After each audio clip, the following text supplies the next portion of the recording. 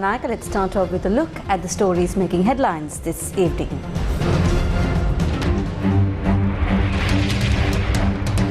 We hope to allow Indian currency to be a tradable currency in Sri Lanka. IMF bailout expected this month.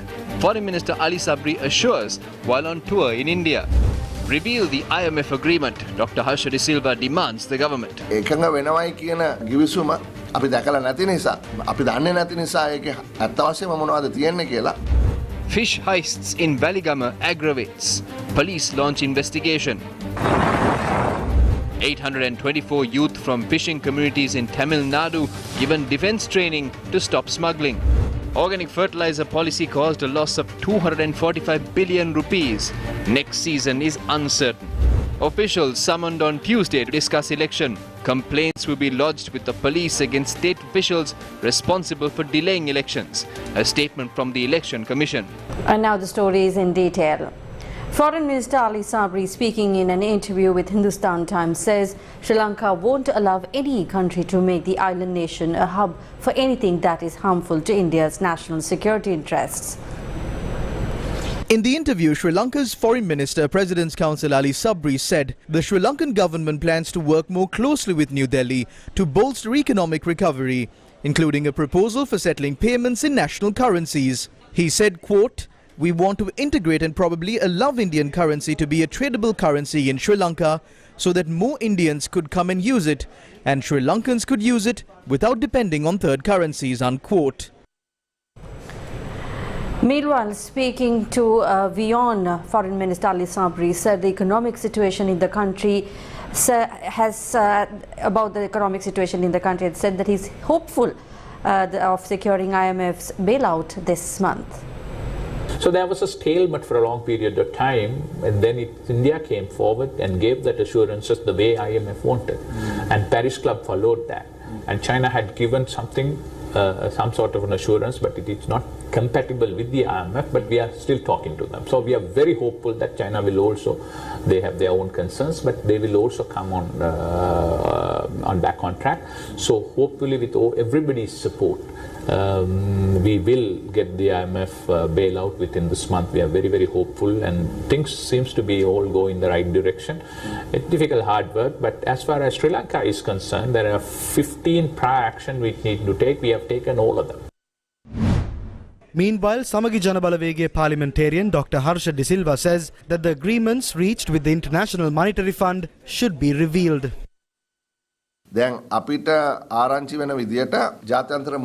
According to the reports that we got, the IMF is very close to approving the $2.9 billion bailout for Sri Lanka. We have got assurances from all countries like India and Japan except for China.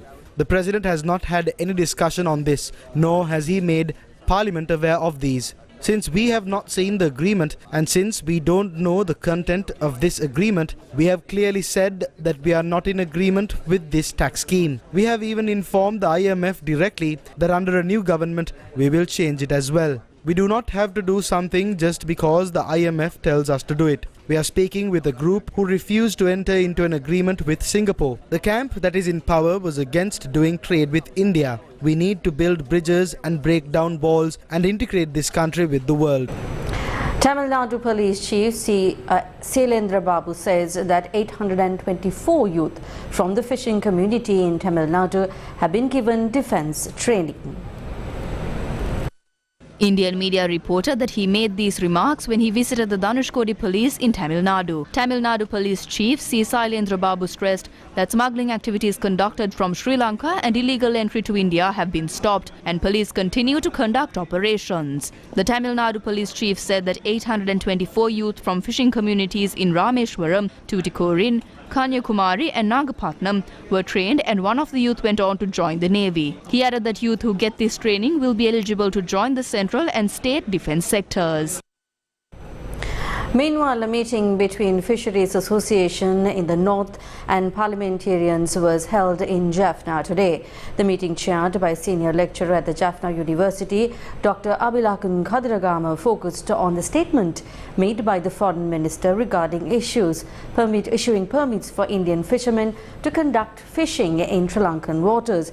Meanwhile, in a tweet, Indian Foreign Minister Dr. S. Shankar, commenting on the meeting he had with Sri Lankan Foreign Minister Ali Sabri, said that he raised issues relating to Indian fishermen.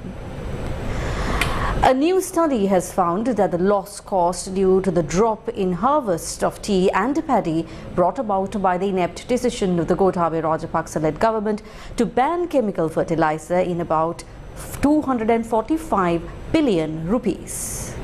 Nations have reached a historic agreement to protect the world's oceans following 10 years of negotiations.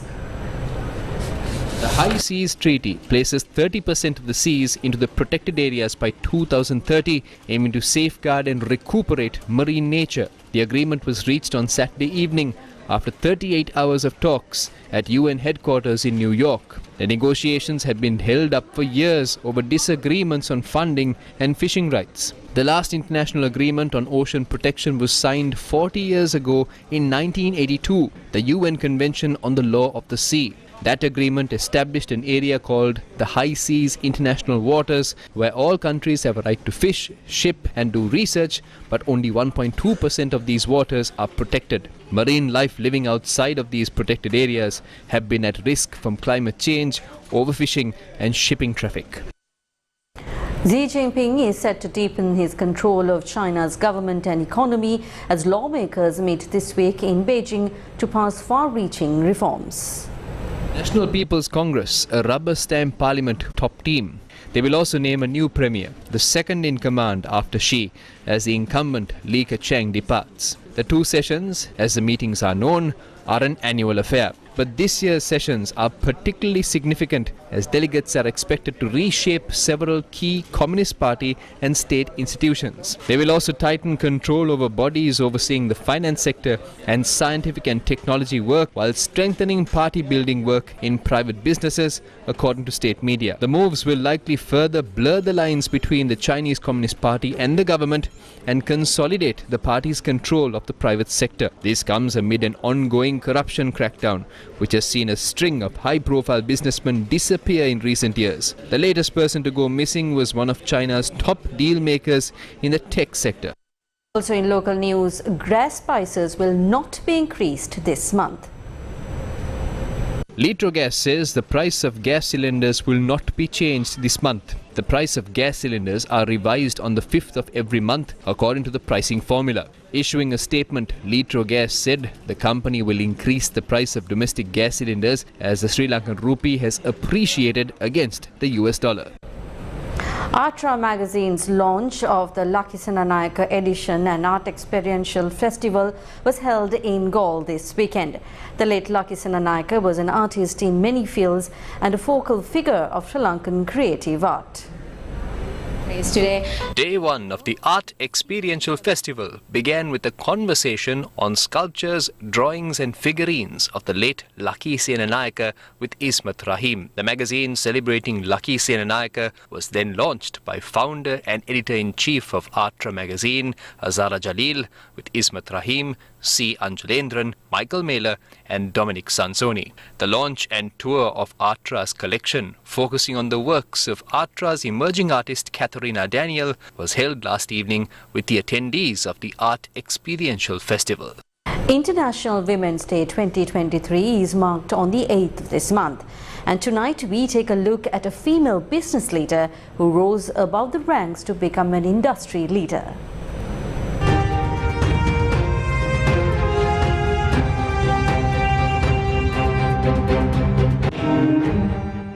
Her name is Buddhika Manage. Buddhika, who now represents the top management of Sri Lankan Airlines, began her journey as a management trainee. She rose through the ranks of the corporate ladder and today holds the position of Group Head of Human Resources and Cabin Services at Sri Lankan Airlines.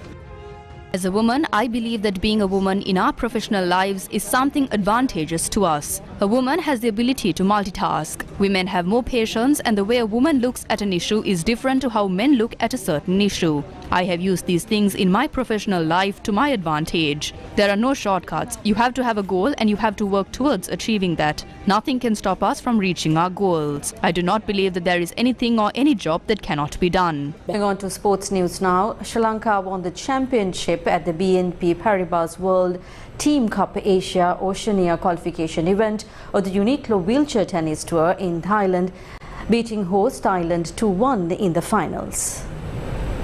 Earlier, Sri Lanka topped Group B, beating China 2-1, Australia 3-0 and Pakistan 3-0, while Thailand won Group 1, where they competed against South Korea and India. Sri Lanka got impressive performances from Suresh Darbasena, Gamin Disanayaka and Pradeep Kumar at the tournament, held from the 28th of February to the 3rd of March.